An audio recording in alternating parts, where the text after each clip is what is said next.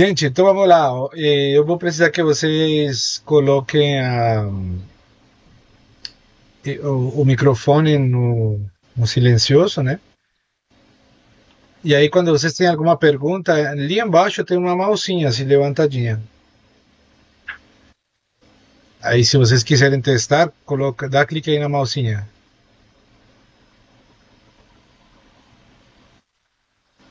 Isso aí, ó. Já aparece aqui para mim que tem uma pergunta, beleza?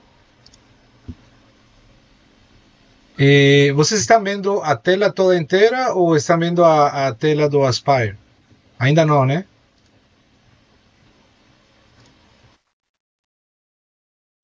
Tá. Então deixa compartilhar com vocês a tela do Aspire.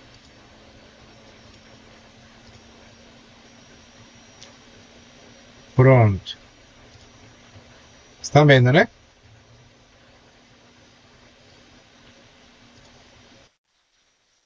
Agora eu vou colocar o Aspire aqui em cima.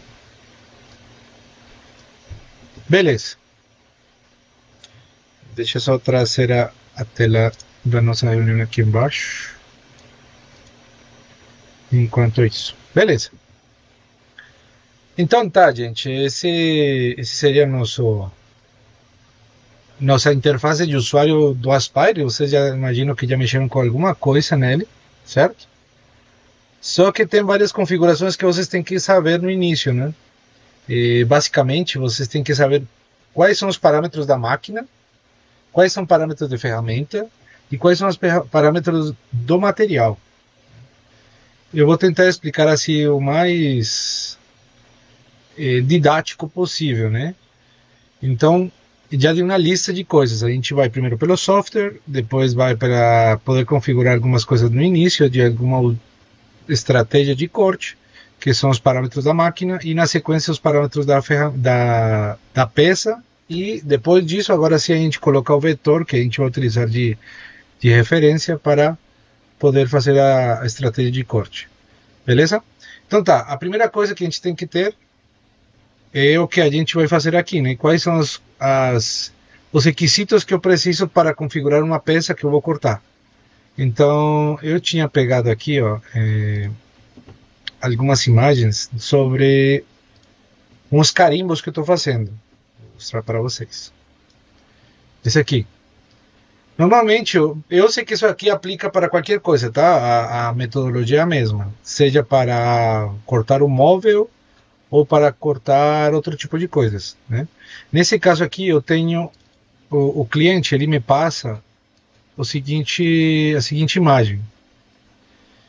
Aí eu faço uma vetorização, que é pegar essa imagem e transformar em vetores, porque o Aspire ele trabalha com vetores, não com imagens. Ele não entende aqui como que seria esse deslocamento, né? E aí ele cria uma linha e então ele sabe numa posição XY, ou seja, num plano 2D, em que posição está, né? Eu vou mostrar para vocês na sequência, né? Mas basicamente o que a gente vai fazer é pegar isso aqui e transformar em uma simulação que pode ser isso aqui, certo? Esse aqui é o processo de usinagem. Então eu fixo um metal lá que é latão. Essa usinagem aqui ficou errada, né? Porque isso aqui é um carimbo. Então na hora de usinar eu tenho que fazer o negativo. Aí, aqui foi outra referência, né? Só que se vocês percebem, esse tipo de imagem, inclusive isso aplica para cortar MDF, materiais em linhas e tudo mais, levar em consideração essas estruturas aqui internas, né? Porque às vezes a gente precisa fazer o corte por fora e outras vezes o corte por dentro. E isso aqui se traduz a esse tipo de logo. Isso aqui seria uma simulação depois de que a ferramenta corta o material. Beleza? Que está fazendo a usinagem disso aí. E deixa eu ver se tem outra. Ah, tá. Esses seriam como os carimbos já feitos, né? Então tem uma parte de acabamento que vocês podem ver aqui, que está mais liso. Essa parte da logo invertida. Esse aqui deu errado. Inclusive a ferramenta acabou perdendo passo, né? A máquina ela bateu em alguma coisa e perdeu passo. E aí saiu cortando por aqui as coisas. Ó. Eu deixei a máquina oscilando, achando que estava tudo certo, e acabou que não. A fresa ela quebrou e acabou cortando. O que sobrou da ferramenta começou a cortar lugares onde não devia cortar. Então esse aqui, além de que já estava errado desde o início, né? Porque ele tem que ficar assim, negativo, invertido, perdão. E começou a cortar no lugar errado. Então, beleza. Ainda bem que foi nesse e não nos outros, porque senão você perde o material, perde a ferramenta, perde tempo, né? E aí é ruim. Esse aqui é a outra figura da usinagem. E esses seriam os carimbos prontos. Tá? Beleza. Então, assim, você já tem uma noção de aplicação. Feito com a máquina, fazer carimbos e tudo mais. Mas, como que a gente pode pegar uma referência de alguma coisa que não seja esses carimbos, né? Vamos pegar outra aba aqui. E eu vou colocar vetores de móveis planejados. E vou procurar imagens. Vamos imaginar. Assim, tem um acervo de vetores que vocês conseguem consultar na internet, né, de qualquer tipo. Só que eles são padronizados, né? Não se ajustam a um espaço que vocês tenham que colocar, né?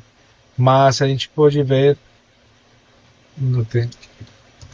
a gente pode ver que os formatos dos vetores normalmente são em SVG ou PNG, né? Ou DXF também. Vamos ver se eu acho algum. Infelizmente acho que não vai ter assim fácil. Talvez, não, esse aí também não. Mas a gente pode fazer, né? Eu sei que vocês têm o Promove aí, mas eu utilizo outra ferramenta que chama Fusion. Esse aqui. Esse aqui a gente pode ver em outro momento. Mas rapidamente a gente pode fazer, sei lá, um móvel. Vamos fazer, sei lá, um banquinho. Acho que eu tinha um banquinho aqui. Deixa eu ver. Espaço Maker. Eu fiz o banquinho. Lembra, Eduardo? A gente fez aquela primeira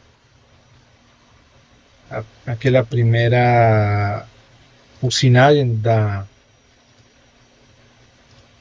máquina com esse banquinho. Poxa, velho, não me deixa.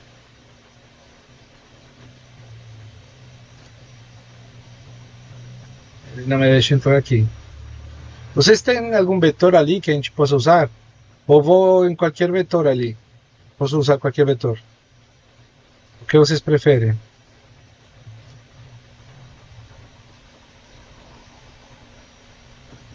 Pessoal?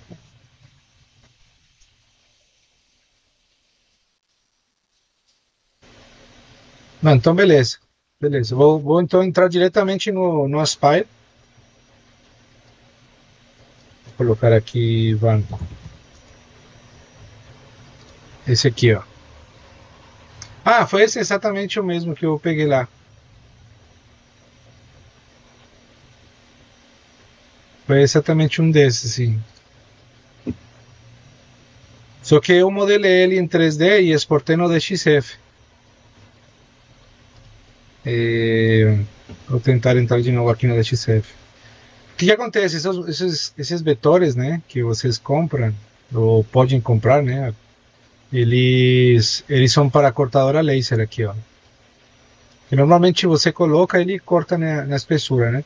E o formato que se usa é DXF ou SVG, que são formatos de imagem vetorizado, né? Deixa eu ver se eu tenho aqui.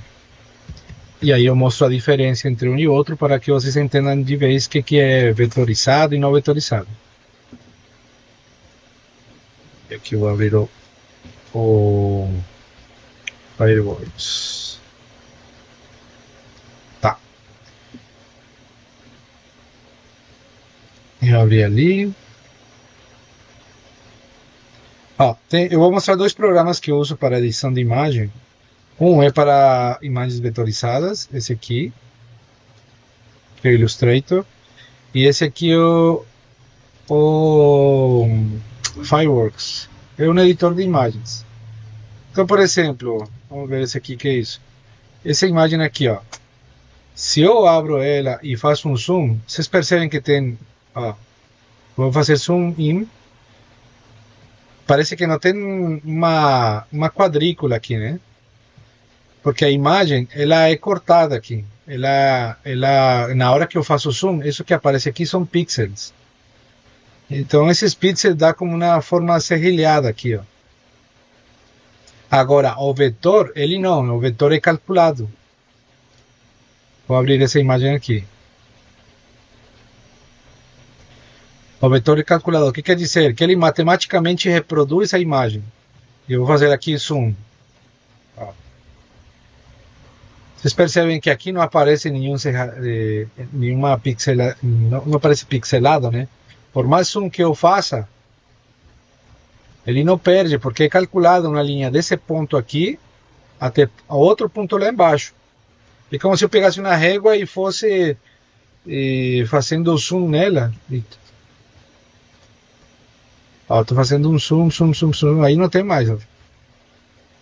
Aqui não aparece o serrilhado, tá vendo? Então, por isso que o Aspire precisa desse tipo de imagem, porque a ferramenta é calculada com relação a esse ponto inicial e esse ponto final. E aí eu vou mostrar para vocês. Daqui do ProTip, deixa eu ver se eu tenho o banco.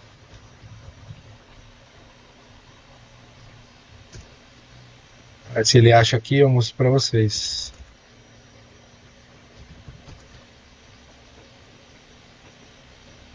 Não, não tem. Infelizmente não sei onde guardei, mas podemos já entrar diretamente no Aspire. Ah, tá. Antes de entrar no Aspire, vocês sabem que a máquina que vocês têm lá, ela tem umas configurações especiais, né? Ou, especiais não, da máquina mesmo. E tem uns pontos de referência que vocês precisam conhecer, né? Por exemplo, vou colocar aqui uma imagem para vocês terem noção de uma máquina e quais seriam esses pontos de referência. Essa imagem aqui.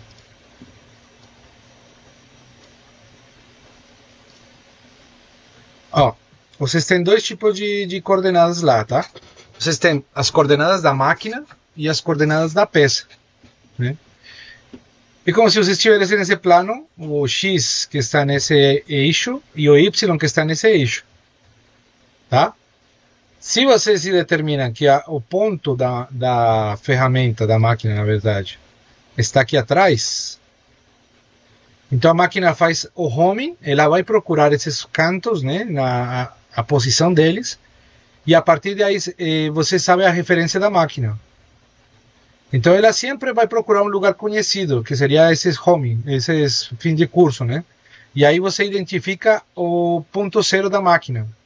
Nesse caso, onde se juntam os três pontos aqui no meio, ele estaria representado aqui embaixo, no X e o Y, e o C ficaria em cima, né? Que é onde a ferramenta, o cabeçalho, né? Onde está a ferramenta e o spindle toca. Por isso que ela sobe e toca em cima, e no X ela vem para cá, para o lado esquerdo, e no Y vai para cima. Então lá em cima fica o homing, o ponto 000 da máquina.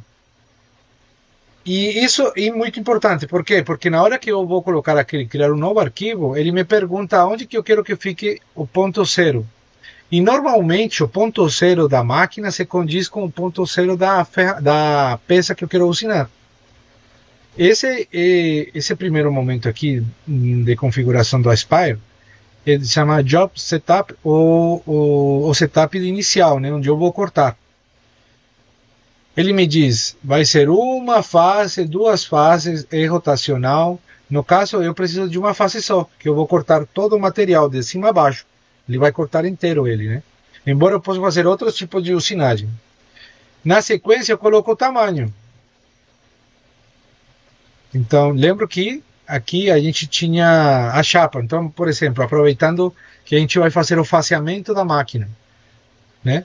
a gente tem uma chapa de 1850 por 2750, que seria a chapa do MDF. Só que a máquina ela tem uma área um pouquinho maior. E a gente sabe que o faseamento, né, ou a parte onde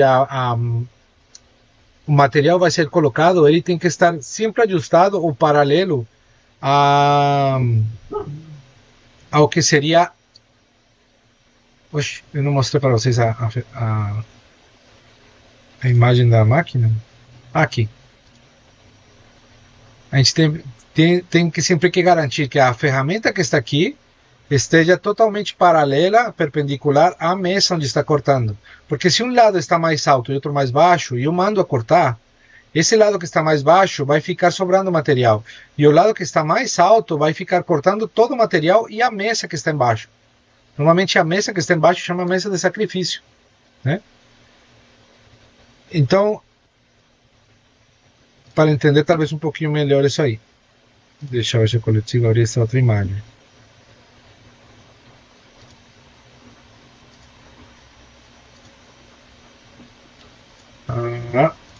Essa outra imagem aqui.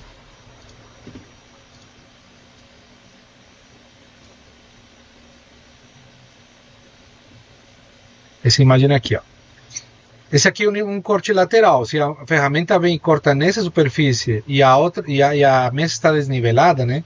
Um lado está mais baixo, outro mais alto. A ferramenta um lado corta mais baixo, outro mais alto e acaba que aqui onde está mais baixo vai atravessar o material inteiro e o outro não, né? É meio óbvio, né, que a gente pense nesse sentido. Então, para evitar isso, o que a gente faz é um passe. Então, faz um faseamento, chama isso. Pegar a face do material da mesa de sacrifício e corta com a ferramenta para ela fazer um desbaste bem pequeno, suficiente para que a mesa toda fique nivelada com relação ao corte da ferramenta. E aproveitando isso, né, a gente pode fazer aqui. Essa medida que eu coloquei aqui seria a medida do MDF. Mas se a gente vai colocar esse MDF em cima da mesa e a máquina tem uma superfície um pouco maior, então a gente vai aumentar esse tamanho aqui para que a ferramenta consiga cortar para fora um pouquinho mais, né? E isso a gente vai fazer depois. Por enquanto vamos deixar o material desse jeito, tá? E o tamanho, o thickness, ou a profundidade, ou o comprimento dele, né, a espessura dele, na verdade, pode ser vários tamanhos, né? No caso aqui, a gente tem a mesa e a gente quer cortar no máximo 1, 2 milímetros de profundidade. Então a gente pode deixar aqui qualquer tamanho, porque a gente vai fazer só um faseamento. Se a gente for cortar o MDF inteiro, a gente tem que colocar o tamanho do MDF, já seja ele de 15, de 9, de 18, 24, né? No caso aqui, vamos supor que é de 15, beleza? As unidades que eu vou trabalhar são milímetros. Eu vou começar na superfície do material. Eu posso colocar inclusive na parte de baixo, mas aí são outras estratégias, tem que pensar de outra forma. Mas normalmente você coloca o material, a superfície do material como referência. E aqui que vem o pulo do gato. Vocês têm que saber aonde que a máquina está referenciada com relação ao material, né? Vocês vão falar, eu quero que o material seja cortado, que comece a cortar por aqui embaixo, porque esse é o zero peça. Mas na verdade a máquina começa lá em cima, né? Quando ela faz o homing, ela vai para trás, vai para a esquerda, identifica o homing lá atrás e sobe a ferramenta. Então, por que isso é importante? Porque se eu coloco que aqui vai estar o homing da ferramenta, ela vai começar daqui para baixo. Ou seja, o Z, deixa eu botar aqui na minha máquina de referência, o Z vai ficar positivo para lá e o Y vai ficar negativo para baixo. Beleza? A ferramenta começa lá atrás. Então todos os códigos gerados para que a máquina se movimente vai começar a partir de lá atrás, zerando a máquina. Tá? Dá para começar embaixo? Dá, mas vocês têm que zerar a máquina aqui embaixo. E aí vocês teriam que fazer, na lógica, para que o ponto zero da peça fique aqui embaixo.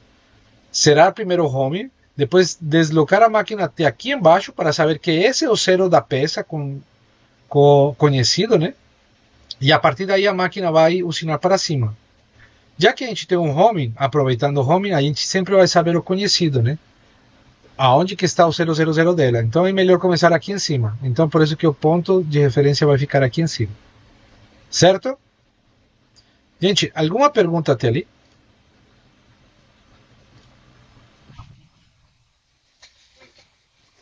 Tá, o Eduardo, Cadu. Tá. Eu estou só repassando conceitos que talvez vocês já conheçam, tá? E, bom, aqui tem uma parte de material. Aí vocês podem colocar madeira tipo maple ou MDF, ó, por exemplo, aqui, MDF.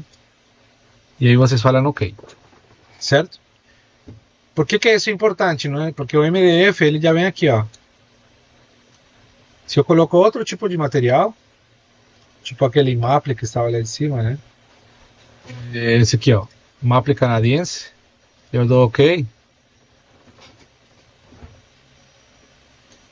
Ué. E ele não mudou a. Ele não mudou a material da peça. Bom, enfim, vou deixar assim por enquanto. Beleza? Então tá, eu já tenho minha peça onde eu vou fazer o corte.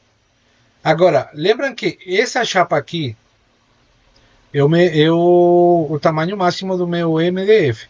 Só que eu preciso que na hora de colocar a chapa, a face da máquina esteja totalmente alinhada, né, perpendicular à ferramenta. Para isso, a gente vai fazer um faseamento dessa mesa, da mesa da mesa de sacrifício. De sacrifício porque na hora que eu faço o corte da peça que eu quero, ela pode ser cortada, pode ser rasgada, né? Então por isso que se sacrifica ela. Então assim, precisamos de um vetor aqui que seja um pouco maior, né? Da minha mesa onde eu vou colocar o material. Então para isso vamos fazer um quadrado. Eu posso criar o vetor aqui ou posso ir em outro software e exportar em DXF. Mas aqui também posso fazer. Ele tem umas ferramentas básicas aqui que eu posso utilizar. Então isso aqui funciona como um editor de imagem, né, onde eu crio meus objetos. Nesse caso aqui, ó, criar vetores, vou selecionar o quadrado.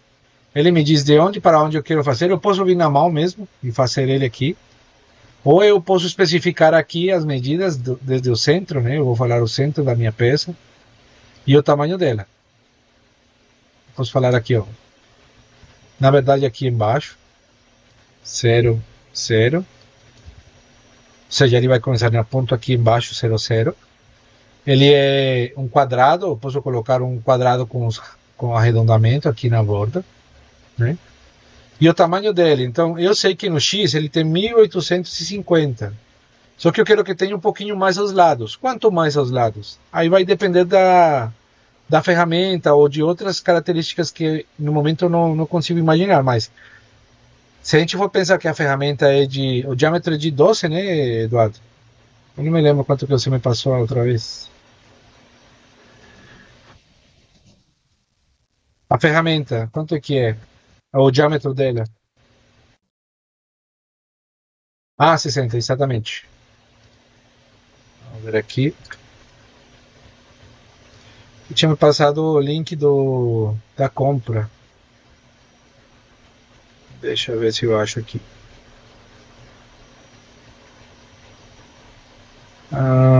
Aqui, 60.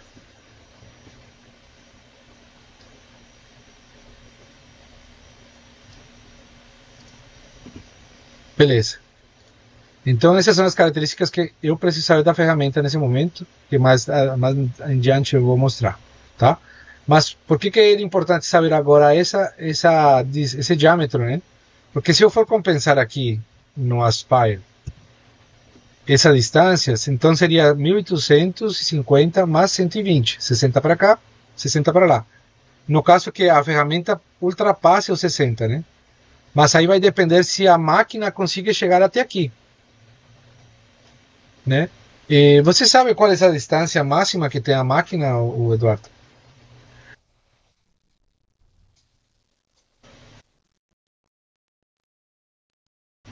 Então tá, se são 15 para, ou seja, 1800 mais 15 para cá e 1800 de 0 menos 15 e 0 mais 15, 1850 mais 150, é isso?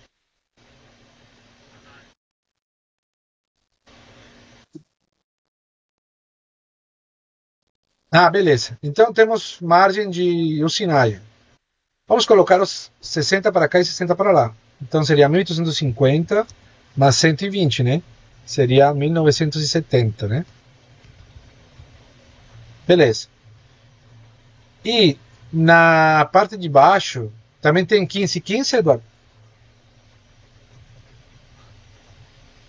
Você se lembra? Se daqui para cá tem 15, daqui para cá tem 15?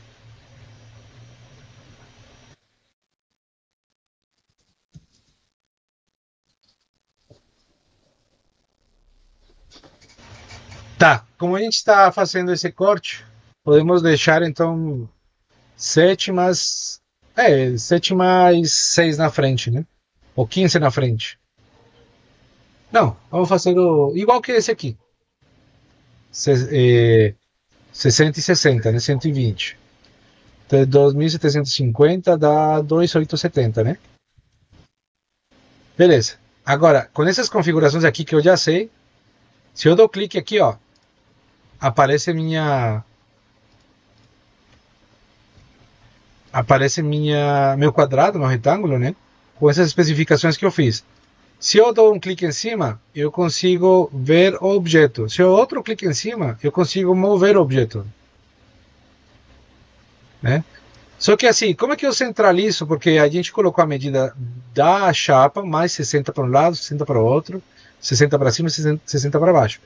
Eu venho aqui na ferramenta de transformação de objeto, e aqui tem a de alinhamento. Essa ferramentinha aqui, ó. Vocês conseguem chegar ali? Se eu dou clique nela, eu tenho aqui a opção de centralizar o material todo ele. Pronto. Agora está centralizado. Mas eu tenho outras formas de centralizar. Quero todo para a esquerda, quero todo para a direita, para cima, para baixo. Ó, se eu vou mexer aqui, eu falo que todo para a esquerda. What? Ah, tá. Esse tivesse mais peças, né? Esse aqui é o total dele. Que ele não está aberto com peças pequenas. Se eu colocar, sei lá, uma linha aqui, e aí eu mexo nela, tenho que selecionar essa e essa. Aí vai para lá. Perceberam? Então, assim, são formas de utilizar a ferramenta. O que eu mais uso é centralizar nos dois cantos, tanto no vertical e no horizontal, ou você pode centralizar simplesmente no centro ou no vertical, beleza? Aí, como assim? Vamos pensar que eu vou mover esse aqui e vou centralizar só no meio, tá vendo? Ele não centraliza essa parte. E se eu faço esse aqui, ele centraliza todo, beleza? Mas esse ícone aqui de centralizar o objeto inteiro, ele já faz os dois movimentos ao mesmo tempo. Beleza. Eu tenho meu vetor aqui, né? E ele é completo. Se eu dou clique aqui, ele seleciona todas as linhas. Às vezes acontece que eu preciso, sei lá, que esse canto seja arredondado, ou que uma parte que eu por exemplo, no caso dos tampos lá, uma parte é fucinada e eu não sabia qual era, então eu posso vir aqui, fazer umas linhas, né? E aqui tem uma tesourinha, cortar o que eu não preciso. Agora ele vai usinar só essa parte que está por aqui dentro ou por fora, né? Depende do que vocês queiram. Por dentro, por fora, por cima, né? Passando aqui por cima, tá? Então a gente vai ver depois isso, da parte de manipulação dos vetores. Mas o importante é que a gente já tem o vetor que vai dizer onde que vai ser feito o faseamento. Beleza? Se eu faço o clique com o centro da bolinha do mouse, ó, eu consigo mover todo o objeto. E com a bolinha mesmo eu faço o zoom dele. Certo? Então vamos lá. Aqui do lado direito tem a aba onde aparecem todas as ferramentas das estratégias de corte. Normalmente o que eu faço? Aqui em cima tem um pinocinho, que é como se ele ficasse fixado, essa barra de ferramentas. Beleza? Tem um monte de coisa aqui, né? Mas praticamente para os cortes que vocês precisam, existem 3 ferramentas essenciais. Esse aqui que seria um toolpath, ou um caminho de ferramenta, onde vocês dizem como é que ela quer cortar. Esse aqui um pocket, que seria um desbaste, né, interno, ou entre vetores. e a parte de furação. Então eu falo onde que vai ter um furo e utilizo a ferramenta certa, ele vai ter uma estratégia de corte para furo. Então tá, vamos lá. Se a gente está querendo fazer um faseamento, eu vou utilizar a ferramenta de Pocket, que é um desbaste. E aí, quando eu dou clique, aparecem todas as configurações aqui. Tá? A primeira coisa que eu tenho aqui é a profundidade. Eu quero que comece aonde e vá até onde. Normalmente, como a gente colocou aqui, que a superfície é o material, né? Que comece com a superfície do material. Lá na máquina eu preciso zerar com relação a essa superfície. Zerar o eixo Z, para ele saber aonde que está a superfície do material. Por isso que a gente coloca a ferramenta e vai num ponto conhecido dentro da superfície do material e em cima coloca um papelzinho, ou até que faz um desbaste bem devagarzinho, né? Deixa eu ver se eu tenho aqui um vídeo para mostrar isso. Mas acho que ficou claro, né? Ou não? Pessoal?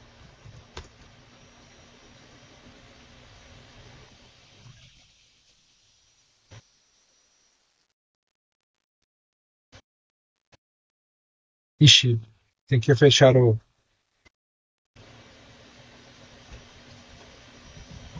Normalmente, o que eu faço? Eu faço zerar o material com um papelzinho. Deixa eu ver se eu tenho aqui. Tem várias formas de fazer isso, né? Tem o Prove, tem por condutividade. Gente, não tem um vídeo assim para zerar a ferramenta? Ah, tem que estar em short. Espera aí, rapidão.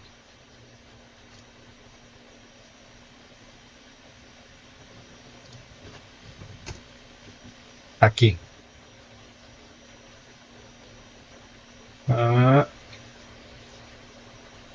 E, gente, isso é muito importante, porque senão vocês vão perder, né? A usinagem.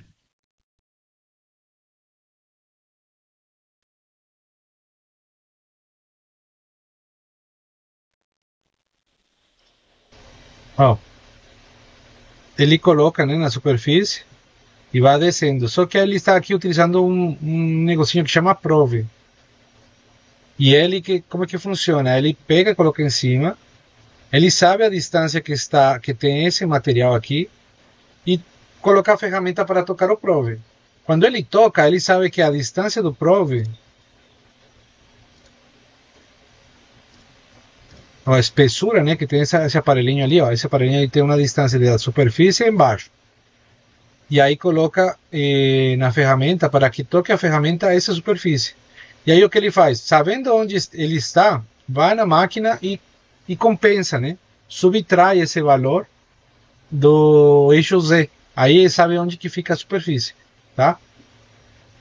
E por isso que aqui ele começa, né? Ele passo inicial, aonde que ele vai entrar na profundidade. Ixi, deixa eu ver se eu tenho um magnifier que aqui. Talvez fique melhor. Sobe. Aqui. Dá para entender melhor, né? Aqui estou na ferramenta do Aspire. No Pocket Toolpad. Ou no Pocket mesmo. No desbaste. Esse é o passo inicial. Quer dizer que se está em zero é porque a superfície do material é igual a essa distância aqui. Mas às vezes eu faço alguns desbastes, eu preciso que ela comece mais embaixo. Ou que comece um pouquinho mais em cima. Não sei, depende das opções que vocês tenham lá para fazer das características do corte que vocês precisem fazer. Esse aqui é a profundidade de corte, né? Então a gente colocou 15 milímetros aqui da espessura do material. A gente vai fazer um corte bem pequeno, então vamos começar, sei lá, com 0,5 milímetros. Opa! 0,5 milímetros. Tá, eu dei Enter, mas ele está falando, e cadê meu vetor? Né? Eu ainda não selecionei o vetor. Então tá, já temos as configurações de profundidade. Só que a ferramenta que eu vou usar, vou tirar daqui, vou selecionar a ferramenta. Ó, na hora que eu dei clique na ferramenta, vou tirar o magnifier aqui. Ó, cadê? Na hora que eu coloquei aqui para selecionar a ferramenta desse lado esquerdo, né? Ele me mostrou essa tabela aqui, uma tabela de ferramentas, certo? E aqui não está a ferramenta que a gente tem que usar. A ferramenta que a gente tem que usar é essa aqui. O que a gente sabe? Que ele tem uma haste aqui de 12 milímetros, que tem essa largura aqui de 72, que tem 60 milímetros de diâmetro, e bom, ele utiliza pastilhas, né? Então tem 3 pastilhas de corte. Se eu entro aqui no Aspire, vamos criar a ferramenta. Vou adicionar aqui. Beleza? A ferramenta é uma End 1000 ou uma ferramenta de topo, né? De fresamento de topo. Quer dizer que quando ela corta, ela corta em liso, na horizontal. Não tem nenhum outro acabamento. Tem a ferramenta em V, né? Que é para fazer ranhuras e gravuras.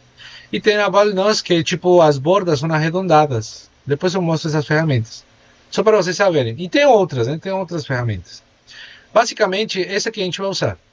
Ela tem as unidades em milímetros, não é polegadas, é milímetros. 60 milímetros de diâmetro. A quantidade de lábios de corte são 3. São 3, adiciono. E quando eu falo Create Settings, ou criar as configurações da ferramenta, perdão, ela já cria aqui o quanto... isso é automático, tá? Mas isso não significa que a gente deixe assim, né? Tem que entender várias coisas nos parâmetros de corte dela, tá? Velocidades e profundidades, por exemplo. Se vocês vão aqui na ferramenta, às vezes aqui o vendedor ele coloca configurações que a gente deve ter em consideração na hora de criar a ferramenta de corte, né? Normalmente, quando as ferramentas são muito grandes, desse diâmetro, o fabricante fala, olha, se você colocar no spindle uma revolução muito alta, as pastilhas vão sair voando, ou vai gerar vibrações excessivas, ou vai quebrar a ferramenta, entendeu? Então é bom entender esse tipo de coisas. Não é simplesmente colocar uma ferramenta e acabou, né? Normalmente, esse tipo de ferramentas se utilizam até, quando são maior de 50 milímetros, elas utilizam velocidades de spindle de até 12.000 RPM, tá? Vamos ver se tem alguma informação relacionada a isso. Não tem. Não tem a velocidade de corte. Vamos ver aqui embaixo. Aqui, ó. Rotação máxima, 12.000 RPM. Esse é o máximo que ela consegue rotacionar. Então, se a gente vem aqui nas configurações da ferramenta, o máximo que o spindle vai rotacionar é 12.000. Ele já colocou. Mas a gente pode colocar uma margem de segurança, né? Então a gente pode colocar 11.500. Porque esse é o máximo dele. Tem gente que gosta de colocar o máximo, tem gente que colocar um pouquinho menos, tipo 8, 9, né? Mas se a gente colocar 500 revoluções também não vai fazer muita diferença, mas é melhor não estar no limite dela, certo? Beleza. A máquina lá, a controladora da máquina, perdão, a DDCS, ela tem uma configuração em milímetros por segundo. Então, o que significa milímetros por segundo ou milímetros por minuto? Quanto que ela avança em um minuto. Nesse caso aqui, a gente está falando que está avançando 500 milímetros em um segundo. Ela faz esse movimento, né? Mas lá está por segundo. Se vocês pensam em milímetros por segundo, ele já faz a conversão aqui, ó. 8 milímetros por segundo. Deu para entender? Então eu estou falando que ela se desloca mais ou menos essa distância. A gente for pensar em distância aqui com essa régua, né? A gente iria fazer isso aqui, ó. Em um segundo, 2 segundos, 3 segundos, 4 segundos. Essa distância. Se a gente coloca 500... fica mais entendível por minuto. Então, em um minuto, ela se desloca 500 milímetros, tá? A máquina lá, o máximo que ela consegue usinar sem ter vibrações excessivas é 2.000. A gente já chegou a movimentações rápidas sem usinagem até 18.000. Só que são coisas diferentes. Uma coisa é a máquina se movimentando no ar e outra coisa é a máquina usinando material, né? Esse fit rate é relacionado a isso, a velocidade de corte. E esse pull rate é a velocidade de entrada no material. Então não é o mesmo você já estar dentro do material cortando do que entrar no material, né? E aí tem duas coisas que vocês têm que levar em consideração. Deixa eu ver aqui o chapa de MDF. Em chapas de MDF não é tão limitante isso, né? Mas tem chapas de madeira, tem chapas de compensado, né? Então, o que eu quero falar é o seguinte: essa superfície aqui é mais dura que essa superfície aqui embaixo, né? Então, essa ferramenta de 60, cortar madeira com essa superfície um pouquinho mais dura, não tem tanto problema. Mas se vocês forem cortar com uma ferramenta de 3, vai ter problema. Então, às vezes, essa velocidade de corte, né, que vocês vão começar a cortar e tudo mais, tem que ser levado em consideração na hora do tipo de material, certo? Então, se a gente volta aqui, a velocidade máxima de corte lá, transformada em milímetros por segundo, perdão, milímetros por minuto, seria 500, beleza? Que é o que já testei lá na máquina. Eu coloquei 1000 e ela vibrou muito. Com 500 ela se comportou. Mas caberia mais um teste fazendo essas mudanças aqui de velocidade. O que acontece se eu coloco o que eu tinha falado, Eduardo? Vocês têm que agora, vai ter que gastar material fazendo o teste de mobilidade da máquina. Então, faz um quadrado bem grandão. Qual é a velocidade máxima de corte, né? Sem estragar a ferramenta e o material. Aí você vai aumentando aos pouquinhos, achando essa velocidade ótima de funcionamento da máquina. Essa aqui foi a velocidade com que a gente cortou o banco, 500 milímetros por minuto, e normalmente se coloca a metade dessa velocidade como a velocidade de corte, de entrada no material. Beleza? Isso que diz aqui, chip load, significa, vamos ver se aqui eu consigo ver, YouTube.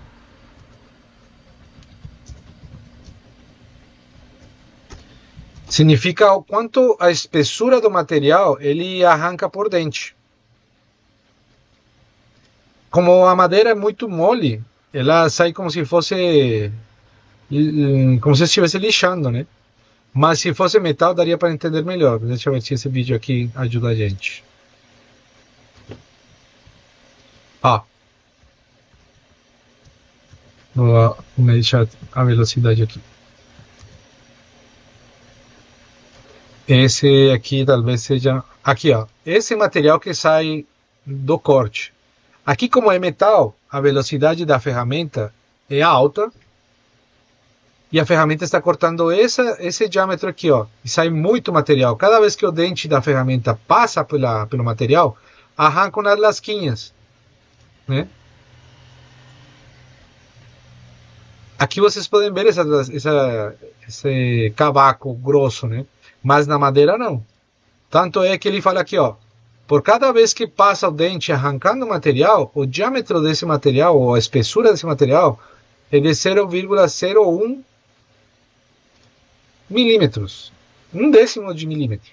Então é muito pequenininho, é como se fosse pó, né? Beleza, então já temos essas configurações aqui entendidas, certo? Pessoal?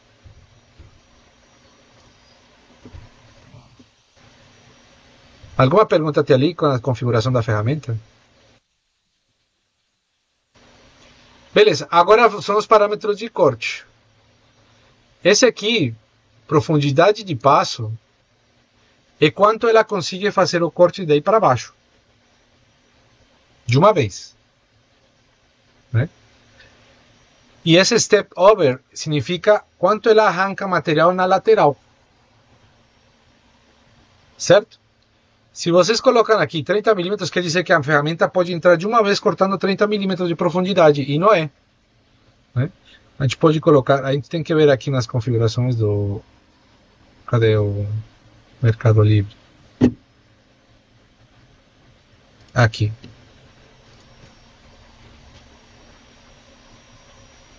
Qual seria essa profundidade de corte? Ah, ele não diz aqui, ó.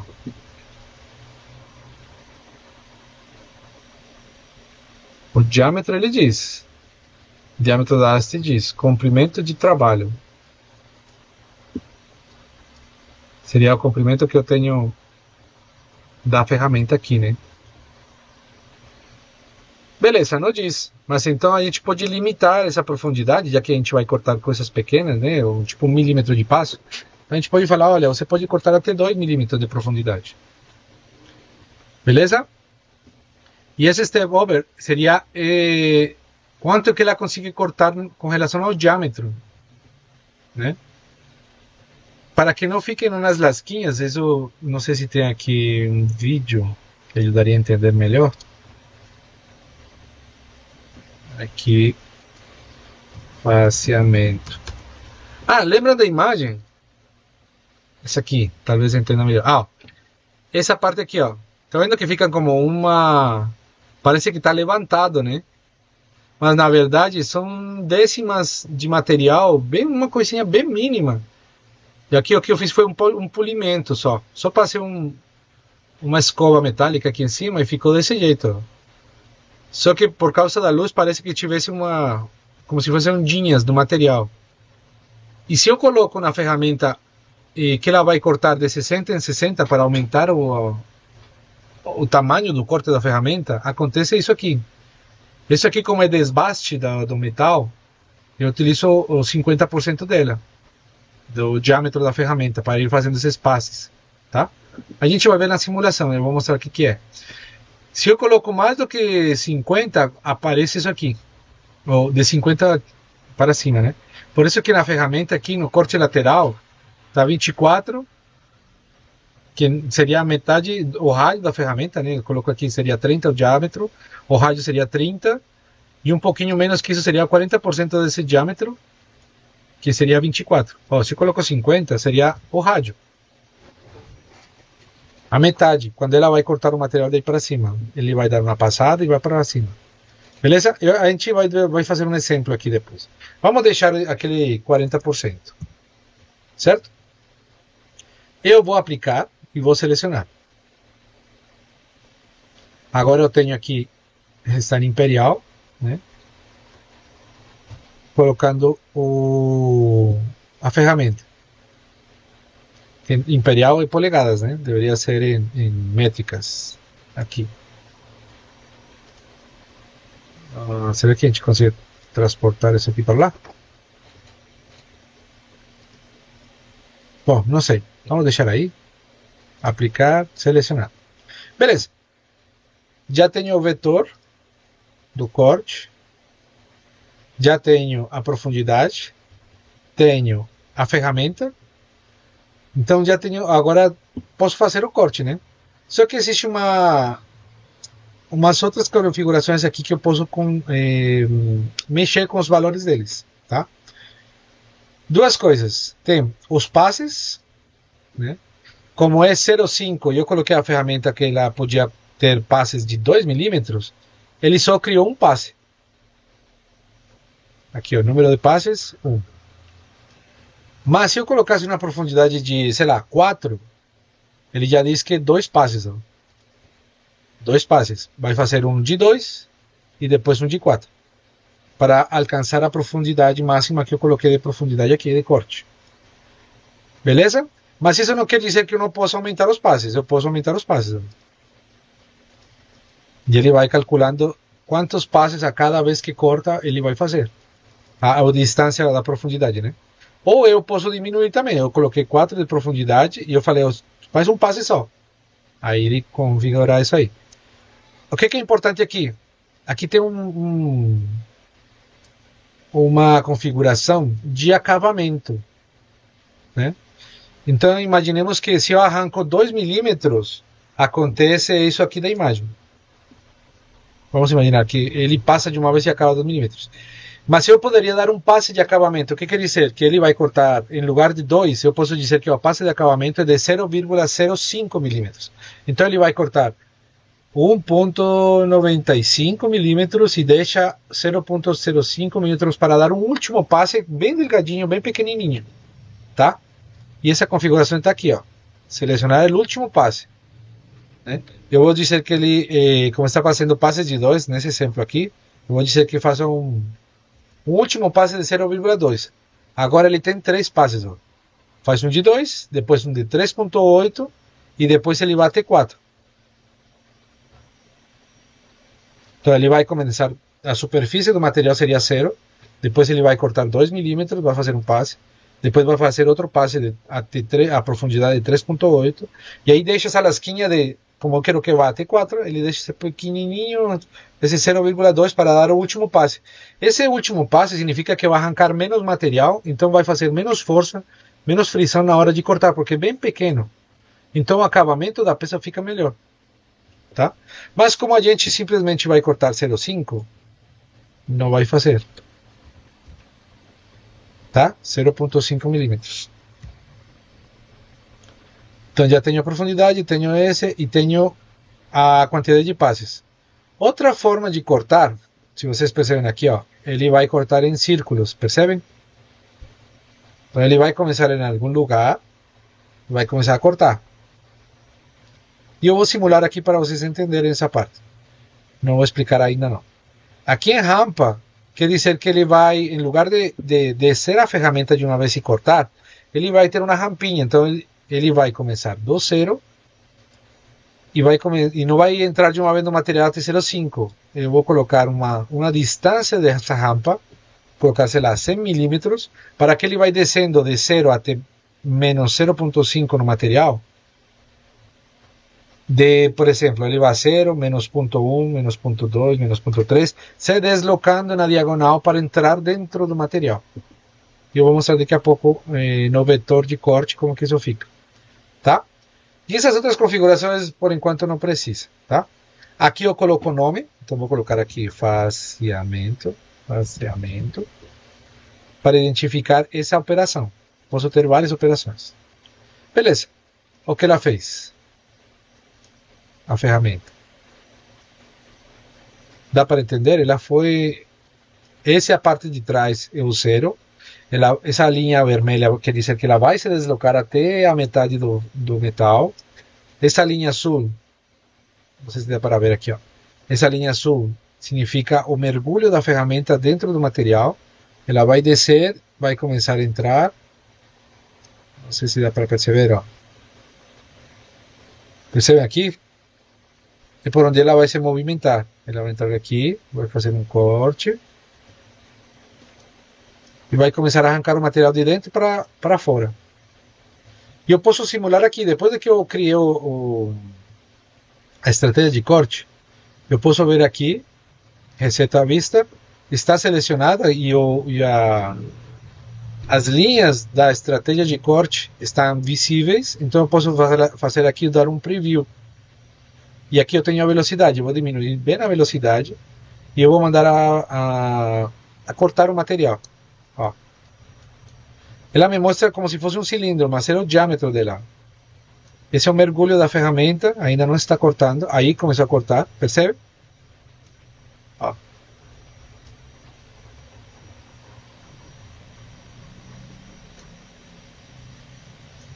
Essa entrada aqui na lateral da ferramenta, ó, percebam que ela não entra totalmente, ó, ela entra uma porcentagem dela.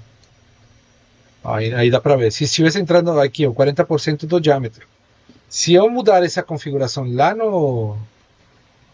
na hora que eu configuro a ferramenta, essa profundidade aumenta, essa distância lateral aumenta, né? Então tá, aqui eu não consigo cancelar a simulação, o que eu vou fazer é acelerar ele até o final. Pronto, terminar a usinagem. Tá? Vou reiniciar aqui.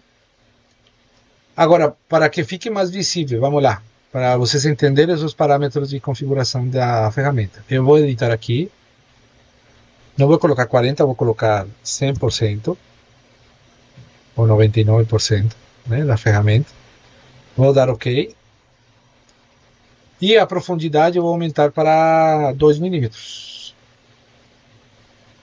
Beleza? Na hora que dê Enter, vamos colocar 3 milímetros para que dê dois passes. Aqui, ó, dois passes. Esse clean quer dizer que ele vai começar, se a ferramenta está rotacionando em forma de relógio, né, no sentido das manecilhas do relógio, ela está girando assim. Então imagina o seguinte, ela vai entrar e vai começar a se movimentar, arrancando o material e jogando o cavaco para fora. Dá para entender? Aquele vídeo, cadê o vídeo? É esse aqui? Aqui, ó. Isso que eu estava falando. Isso aí, ó. Ele arranca o material e joga para fora. Arranca o material e joga para fora. Então, esse é a subida, né? Ele vai indo para frente, arrancando o material e jogando para trás. Só que ele tem outra configuração aqui,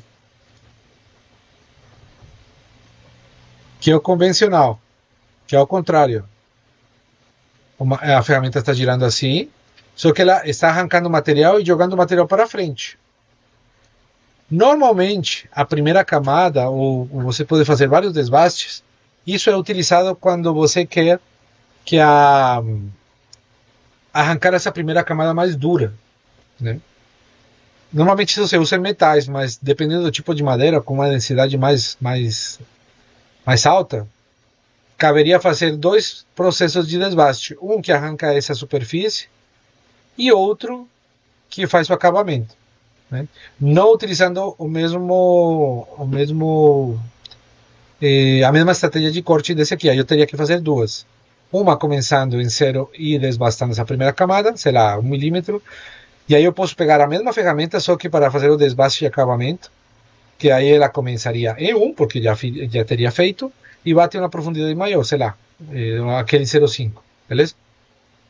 Então eu posso ter essas duas formas de movimentar a ferramenta, só que tem um,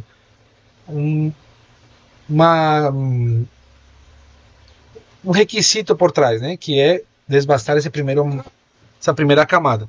No nosso caso, que a gente vai colocar, se não me engano, é um MDF cru, ele não tem essa camada dura do MDF, né? Daquele acabamento que ela tem. Essa camada que eu digo é essa branca que eu mostrei para vocês. Eu não me lembro o nome dele. Como é que chama isso, Eduardo? Essa parte branca aqui? Esse aí, né? É para proteger que tem esses MDF aí com seus acabamentos. Então, assim, a gente não se preocupa com isso agora, tá? Até porque madeira, ela é mais molinha, né? Menos densa. Então tá, eu vou colocar agora outra estratégia e vou dar a calcular. Seleciono o vetor, ele está me falando que não tenho nenhum vetor selecionado, seleciono. Ó, vou colocar para cá e vou prever. Ó, ela está agora no contrário, perceberam? Ó. E a profundidade agora é maior. Ó. Percebem que agora ela entra mais, ó, quase toda ela, ó, na lateral, que eu mudei lá as características da ferramenta. Vou aumentar um pouquinho mais. Ó. Essas coisas que ficaram aqui, essas marcas que ficaram aqui, é por causa desse passe lateral. Por isso que a gente usa o 40% e não o 100%, porque às vezes pode ficar material. Né? A ferramenta não é totalmente na borda, não é totalmente perpendicular. Né? E além disso, se eu coloco aqui o faseamento, lembra que eu coloquei duas profundidades, dois passes? Eles dá para ver aqui, ó, um em cima e outro embaixo. Tem dois, ó. E o mesmo acontece no mergulho da ferramenta. Ó. Tem o mergulho na parte de cima e o mergulho na parte de baixo. Beleza? Alguma pergunta teria, gente? Deu para entender, né? Diga.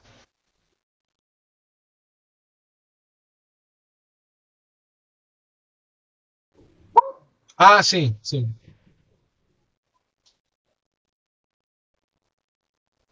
Girando e cortando. Isso, aham. Foi mergulhando, cortando.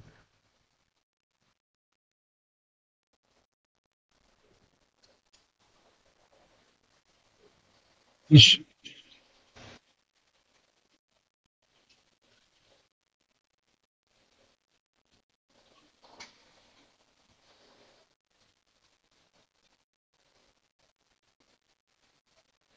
Aham. Vamos lá. Vou deixar esse aqui nas configurações que a gente tem para utilizar depois para a mesa, beleza? Aí eu vou guardar esse projeto aqui. Eu vou dar dois cliques e vou editar aqui 40% da ferramenta. Para a gente não perder essa. Já que a gente fez, né? Não perder isso. Beleza. E só para finalizar essa parte aqui. Na hora que eu coloco uma configuração de passo lateral em 40%, eu aumento a quantidade de passos que vai ter a mesa, né? Então isso aumenta o tempo também.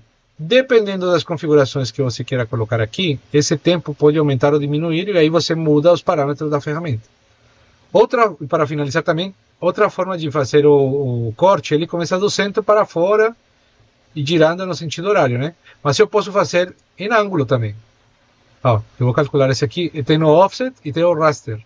O offset é aquele que vai girando. E esse aqui, o raster, é o que ele vai fazendo na vertical, na horizontal ou num ângulo específico. Eu vou calcular aqui, ó. Olha o que ele faz. Vou resetar de novo. Diminuir a velocidade. Ó, ele começa lá em cima, que a máquina ela começa a cortar. Ó. Aí, ó. Esse seria o mais a estratégia de corte mais acertada, tá? Por quê? Porque a máquina começa no ponto zero, onde o zero pesa começa no mesmo lugar. Ela vai cortando para lá e para cá, para lá e para cá, e vai indo. Percebe? Então tá, essa seria como a estratégia de usinagem mais otimizada para esse corte do faseamento da máquina. Da mesa de corte, perdão. Da mesa de sacrifício. Então tá, vou salvar aqui, já que a gente já tem esse projeto pronto. E depois o último que eu tenho que fazer é entrar aqui, exportar o código G, né? .tab, que é o que vocês estão utilizando. Beleza. Vamos lá na parte de faseamento. Corte de tampa de 80 milímetros. Tá.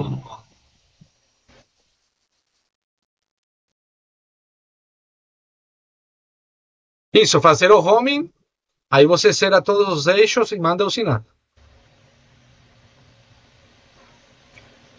Mas uma das coisas que você tem que ver, ó, já que você está falando aí, é que o ponto zero da ferramenta, não sei onde está. O melhor seria pegar o MDF, fazer esse canto aqui menos 60, menos 60, e saber aonde que fica esse ponto exatamente. Entendeu? Se esse ponto se condiz, esse aqui tem que calibrar, tá? Não é. Assim vai usinar. Só que às vezes a máquina, você falou que tinha menos 15, né? Então, se eu faço menos 15, teria que colocar menos 15 reais aqui, não sei lá, tem que medir aonde que a ferramenta começa a usinar. Se ela vem mais para cá atrás, mais para fora. Né? Aí esse retângulo, se eu mudar ele e recalcular a trajetória, ela vai fazer exatamente o corte interno. Mas, mas vamos lá, esses ajustes a gente tem que fazer já quando a máquina estiver pronta para fazer o faseamento. Tá? Então vamos lá. Eu vou entrar aqui no corte de tampo. Que foi o que eu mandei para vocês. Tá? Aqui tinha o corte, né, dos tampos. Aqui tem o zero da máquina.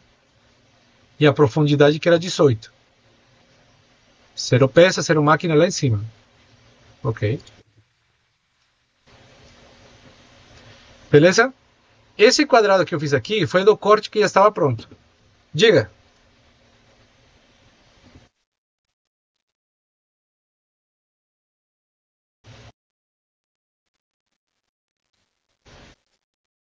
Ah, tá.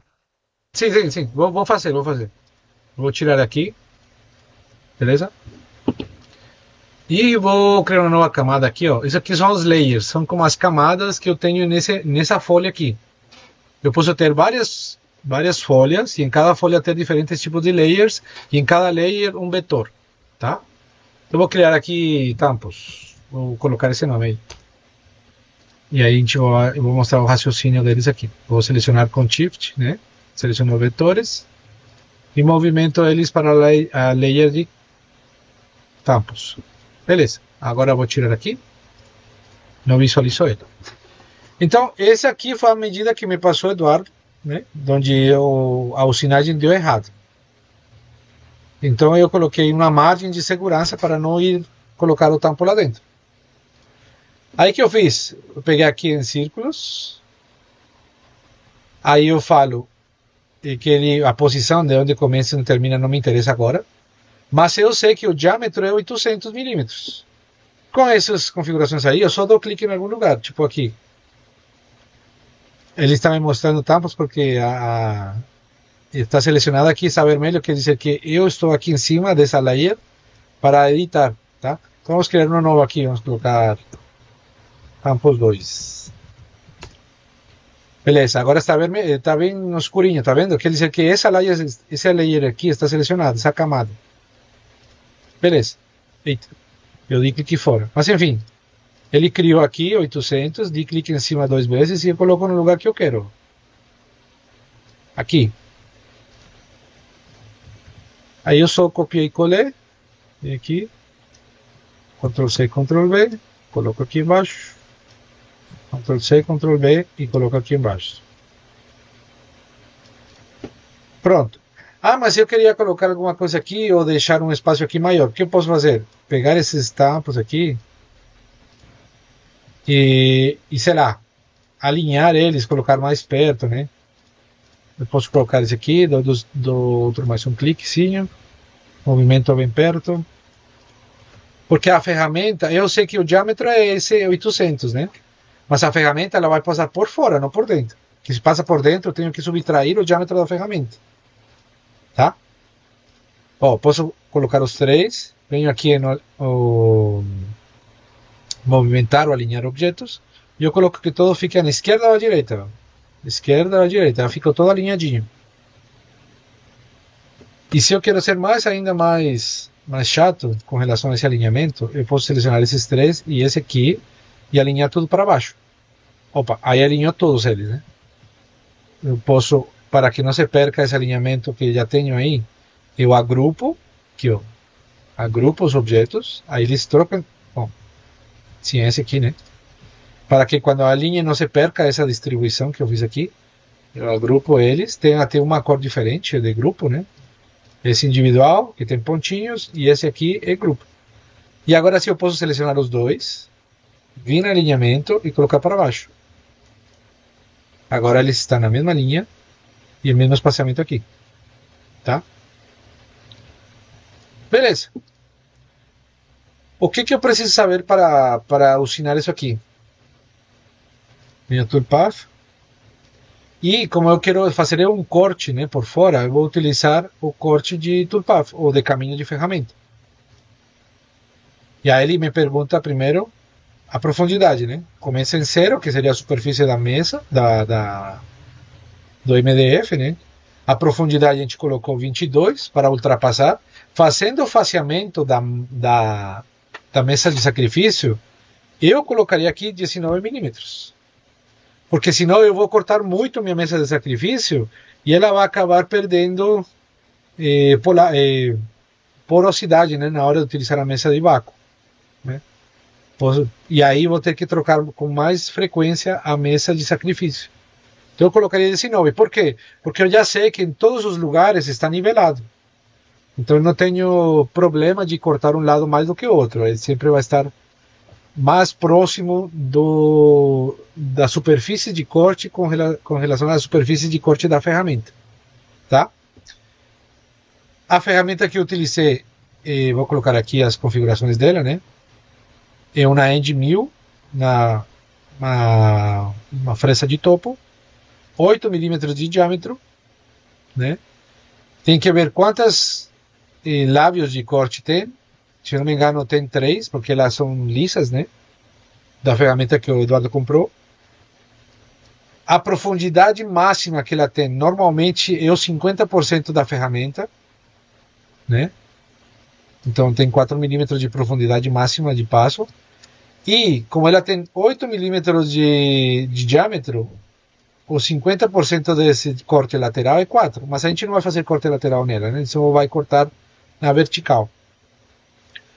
A velocidade máxima é 18.000 milímetros por segundo. A gente tinha colocado 400. E a mergulho é 50% desse valor, 200. Selecionando. Isso aqui é muito rápido, tá? 400 milímetros por segundo é muito rápido. Mas a máquina está limitada a 2.000 milímetros por minuto. Tá? Então, eu colocaria aqui 400 em um segundo, é muita coisa. Eu colocaria, para colocar de acordo com a ferramenta, eu colocaria milímetros por minuto e colocaria os 500. E aqui 250. Tá? Aí a máquina fica no limite do que está configurado no código e não na controladora. Mas, de qualquer forma, essa velocidade aqui está limitada lá na controladora, tá? Aplicar, selecionar. Beleza. Segundo passo, eu quero que fique por fora, né, do meu vetor de corte. Certo? Eu coloquei aqui umas chavinhas. Esse aqui é para colocar. Essa opção aqui só aparece para esse tipo de usinagem, tá? Que eu tenho um vetor e vou cortar por fora. São umas chavinhas, né? Aonde que vai colocar? Como que ela sabe? Então você tem que editar aqui, ó. Editar. E aí eu coloco quantas chaves eu quero por corte. Como ela vai ultrapassar o material, eu vou colocar 3 chavinhas. Aonde? Bom, eu falo para ele automaticamente adicionar. Aí ele analisou. Falou, olha, seria bom colocar aqui, aqui, aqui, em todas elas. Beleza. Vou dar close. Eu já sabe aonde que vai ter as chavinhas. Os tab, né? E aí eu vou colocar a superfície de mergulho. Tá vendo que tem aqui o círculo? E ela vai entrar assim no círculo, né? Vai entrar nessa superfície, se chama smooth. E aí eu coloco a distância de corte dele. Aí eu coloquei 100 milímetros. Então, vai ter um ponto de entrada da ferramenta, que ainda não sabemos por onde é. Vamos ver no código. Mas dá para ver, a gente pode colocar também, tá? Onde quero que ele entre primeiro. Beleza. Isso seria com relação ao corte que ela vai fazer. Mas o Aspire, ele não seleciona normalmente uma sequência lógica. Ele seleciona qualquer um. Por exemplo, ele pode vir estar aqui atrás e vir e selecionar esse, e depois esse, e depois passar para o último, e depois vir para cá. Então não seria muito otimizado. O legal seria que a gente colocasse, ou seja, a ferramenta vai começar por aqui, fazendo 0 máquina, começasse primeiro com esse, depois com esse, depois com esse, e por último com esse. Tá? E a gente pode selecionar essa ordem dos vetores. Como que a gente faz? Bom, primeiro vamos fazer o seguinte, vamos selecionar esse aqui, que a gente utiliza para alinhar as peças, e vou desagrupar. Porque aí eu sei que esse vetor é selecionado primeiro que esse aqui. Tá? E como que isso funciona? Eu vou apertar Shift, a ferramenta está aqui atrás, eu vou falar, olha, primeiro esse, depois esse e depois esse aqui. Então agora está na ordem que eu quero. Só que aqui nas configurações tem order, tá vendo? E ele diz com relação a que ele seleciona automaticamente esses vetores. Eu falo, olha, nada disso aqui. Eu quero que vá na seleção da ordem dos vetores, que foi o que eu acabei de fazer. Esse primeiro, segundo esse, terceiro esse e quarto esse. E pronto. Já tenho tudo configurado da ferramenta. E aqui eu coloco corte, tampo, né, para ter uma identificação de vários códigos. Posso ter um monte de códigos, mas aí eu coloco um nome que se identifique com aquela estratégia de corte que eu quero. Eu vou em calcular, ele vai falar, olha, tem um perigo aqui, ó. A ferramenta vai cortar além do que tem a espessura do material. Por quê? Porque o material, a espessura é 18 e o máximo corte é 19. Se você pressionar OK, você concorda. Beleza? Sim, isso que eu quero. Pronto. Beleza? Lembre, o vermelho é a movimentação rápida. Então ela vai sair de lá, vem para cá. Vai descer com aquela rampinha de 100 milímetros. E ele tem várias aqui porque ele vai sair cortando. Corta uma, desce na rampa. Corta outra, desce na rampa. Aí sai de lá, vem para cá. Desce na rampa. Sai daqui, vem para cá. E daqui sai daqui e vai para lá. E faz o último. E depois ele retorna ao zero. Beleza? Ó, essa foi a outra estratégia que eu coloquei. Ele vem para cá, depois vai para esse, depois vai para esse, depois vai para esse. Foi a que eu mandei para o Eduardo. E essa foi a outra que eu fiz agora. Que eu vim para cá, para cá, para cá e para cá. Tá? E se a gente simular, né? Aí tem os... Aqui as tabecinhas, tá vendo? Ah, uma coisa que eu não expliquei. Os tabecinhos aqui tem um tamanho de largura e tem uma espessura, né? Então ele deixa essa espessura com relação ao material, tá? A superfície de baixo, inferior. Então seria 18 com 4 milímetros para cima, não os 19 aqui, ó. O 19 é o que ele corta por tudo lá. E 15 seria esse diâmetrozinho que tem da ponta até o outro lado, tá? Eu achei que, por exemplo, 100 milímetros é muito pouco, então coloco 200. E recalculo de novo. Agora, vou reiniciar aqui. Agora essa distância que estava até por aqui, ó, ele vai até aqui embaixo. Aquela linha azul mais clara, não sei se dá para ver. Dá para ver? Sim. Então, com isso que eu faço? Eu evito que a ferramenta entre de uma vez com toda a força no material. E aí aumento a vida útil da ferramenta. E pronto, essa seria como a estratégia de usinagem do tampo. Por isso que quando o Eduardo me falou, será que você pode fazer? Eu faço na hora, não é complicado, não. O problema é quando eu tenho um monte de peças com ferramentas diferentes. Aí eu tenho uma complicação da troca de ferramenta e da escolha de ordem dos vetores, que eu tenho que cortar primeiro, que outra coisa, que outra. Tem que pensar também, na hora que corta todo o material e não tem a mesa de vácuo, o material pode se deslocar e morder a ferramenta com força, e aí acabo quebrando a ferramenta, ou estragando a máquina, ou perdendo passo dos motores, e aí estrago todos os vetores. Ou às vezes estou cortando e eu tenho que pausar para sair.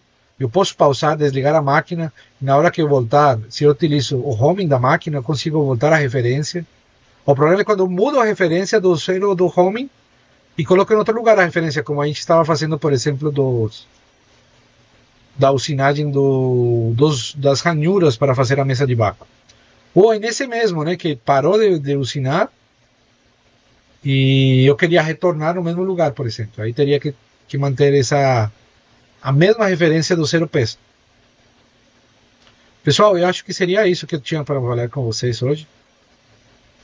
A gente pode se aprofundar nas ferramentas que a gente tem aqui para melhorar algumas coisas com relação aos vetores, ou aprofundar na questão de fazer o vetor diretamente aqui no Spire, embora é mais difícil, né? Mas dá para fazer. Diga, Carlos. Diga, Cadu.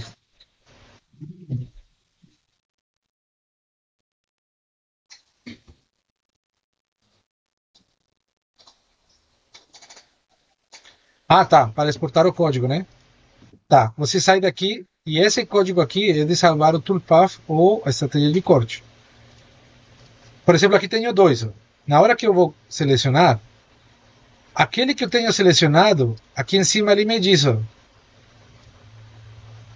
ó, nome e a ferramenta que está sendo usada ali.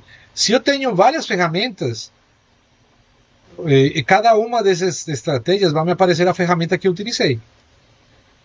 Tá? Por exemplo, esse tampo aqui, ó. Eu tenho que salvar esse toolpath, essa estratégia de corte.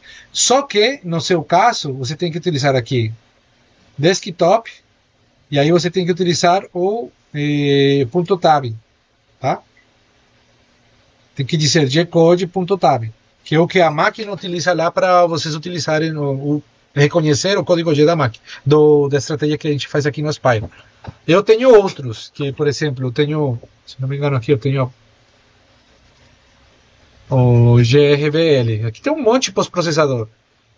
Porque tem máquinas que utilizam pós-processadores específicos, tem polegadas, milímetros e tudo mais. Vocês utilizam o genérico. Desktop, que é a máquina que vocês configuraram lá no Aspire, e ele vem G-code milímetros.tab. E aí é só salvar. Se eu colocar aqui, ó, desktop, salvar, pronto. Aí se eu venho aqui no desktop, a área de trabalho, e vejo corte e tampo, eu posso utilizar um editor de textos qualquer um.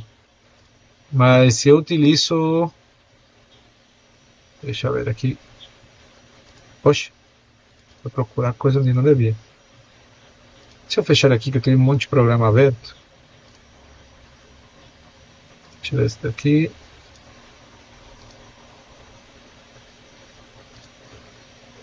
Tem um monte de programa aberto e acaba carregando o computador. Tá.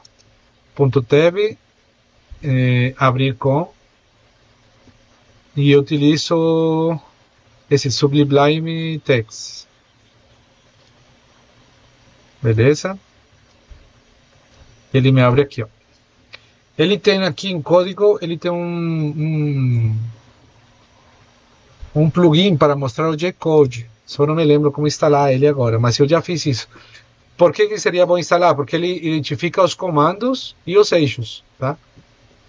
Se algum dia vocês quiserem, a gente pode ver os comandos do G-code, né? Que é uma norma que identifica isso. E aí vocês, como esse aqui são mais cortes arredondados, né? E o Aspire, ele, para evitar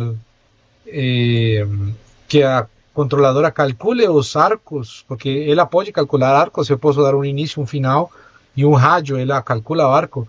Aqui no Aspire, ele calcula passo a passo da ferramenta na posição XYZ. Por isso que tem tantas linhas de código. Tá? Por exemplo, se vocês percebem aqui, ó, tem um monte de código no eixo Z. E ele é progressivo. Esse momento de progressão aqui do eixo Z, da profundidade, é quando ele está fazendo mergulho.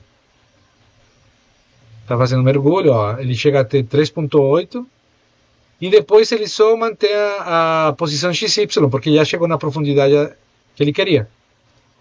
Aí ele muda a velocidade, porque a velocidade de mergulho é diferente, né? Aqui utiliza a letra F para identificar a velocidade de mergulho. Ele mantém essa velocidade. E aí só manda os comandos do X e o Y para ele se movimentar.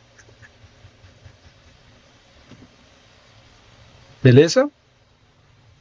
E bom, só para vocês terem noção, o código G, vamos ver aqui. O código G é uma série de comandos. Ah, não tem aqui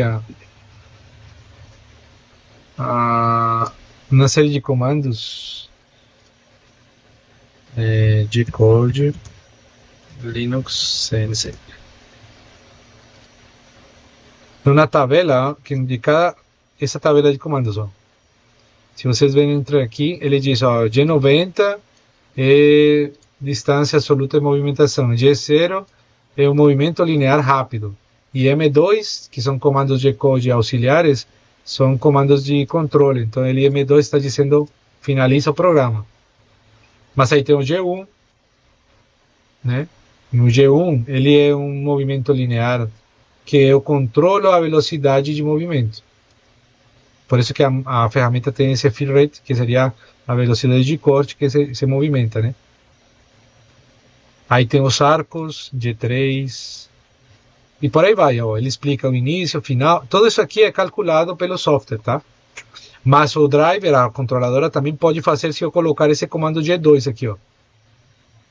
Ele sabe a posição X, Y e o rádio dele, tá? E tem um monte de código aqui que vocês conseguem consultar, tá?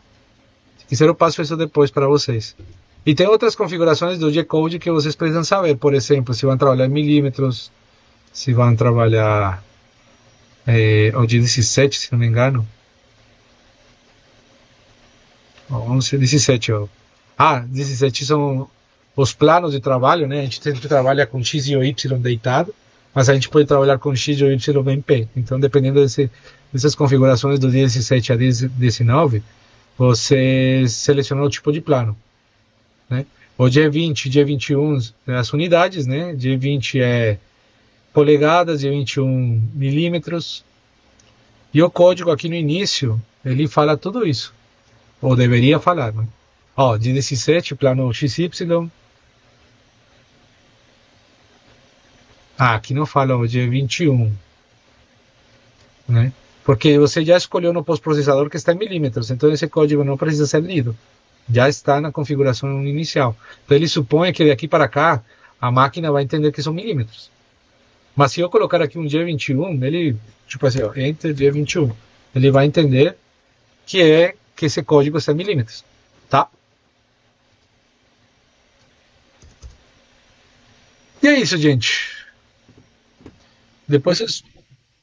Sim.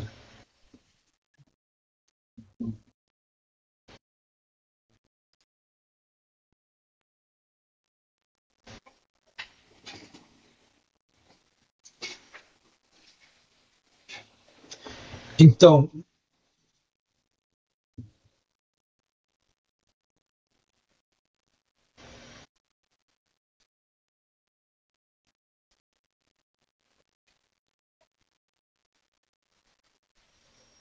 tá aí.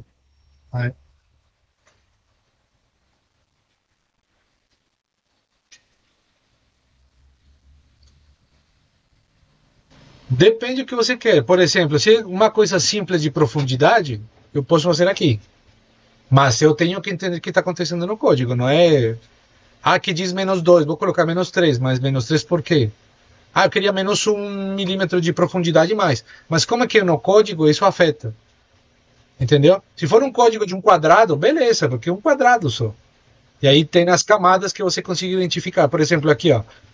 Em algum momento vai aparecer um C. O outro mergulho do. Aqui, ó. Aqui, ó. Viu? Aqui está o Y. Deixa eu aumentar aqui. Aqui terminou. E ele estava na profundidade de 3.8. Aqui ele já colocou 3.834.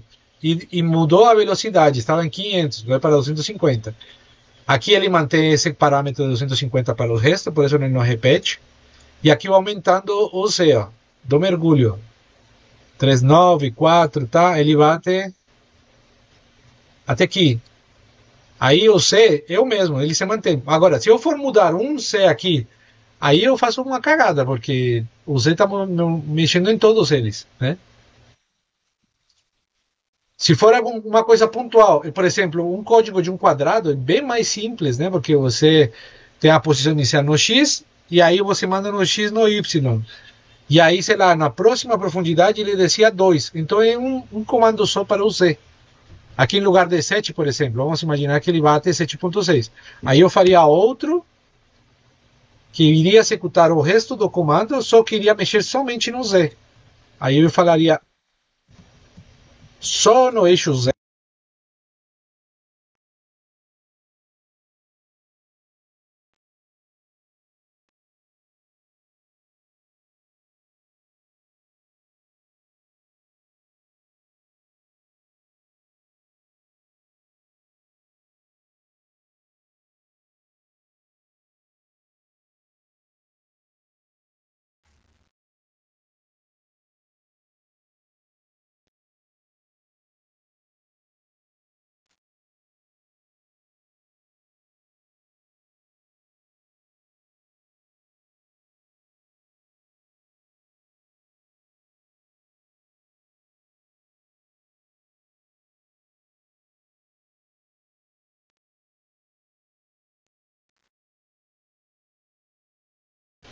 Meu microfone mutou aqui. Tá me escutando? Então, estava falando que dependendo do que você for precisar fazer, é melhor fazer o. Sempre é melhor fazer aqui. Editar código na mão tem que ter um entendimento muito bom do que está acontecendo se o código não é muito complexo. Porque fazer uma cagada no código pode estragar a peça, a máquina, a ferramenta, tudo. Entendeu?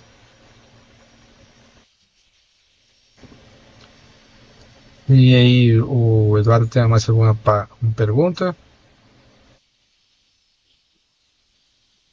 E Cadu? Então tá, gente, eu tenho um canal no YouTube, vou colocar esse vídeo lá para vocês consultarem caso precisem. E aí eu vou colocar uns marcadorzinhos de tempo, que aí vocês conseguem ir diretamente no tema, beleza?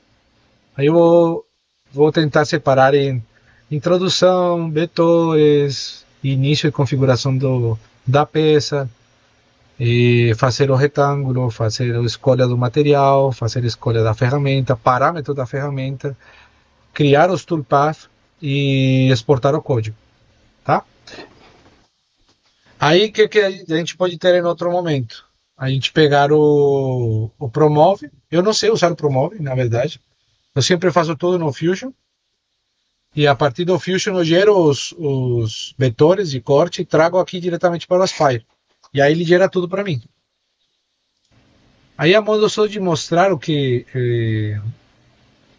eu faço, né? Vou mostrar aqui, por exemplo, o do carimbo, por exemplo, que eu utilizo 3 tipos de ferramenta.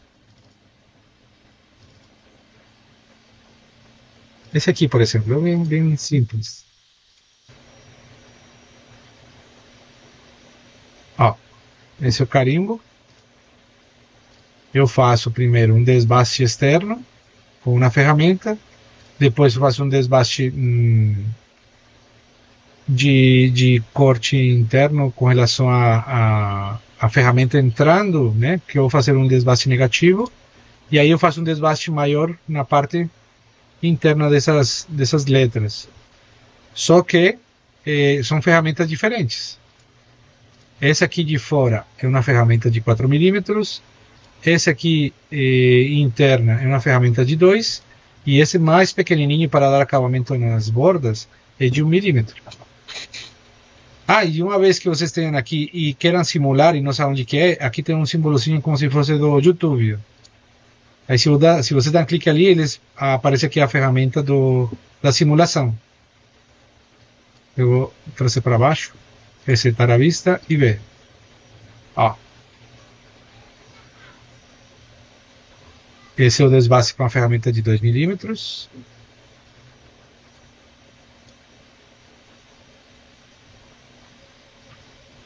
Só que você perceberam aqui, ó, ele não conseguiu desbastar aqui porque é uma ranhura muito pequena. Aí com a ferramenta de 1 faz esse desbaste.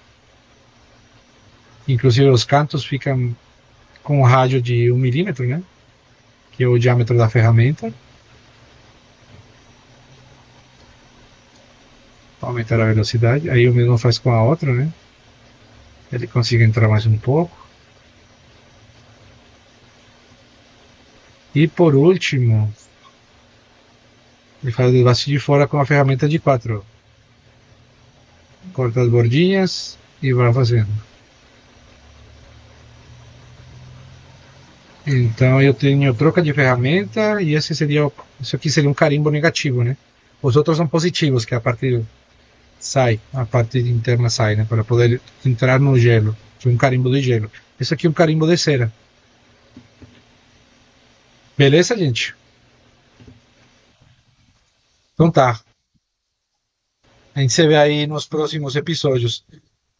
E aí depois eu te ligo, Eduardo, para a gente ajustar a questão do resto, porque eu vou viajar na próxima semana. Eu vou viajar um mês. Aí se você conseguir até segunda ou terça, no máximo, montar a máquina e deixar ela funcional, dá para continuar fazendo coisas nela. Beleza. Então tá, gente. Um abraço aí, se cuidam e bom dia. Falou, tchau, tchau.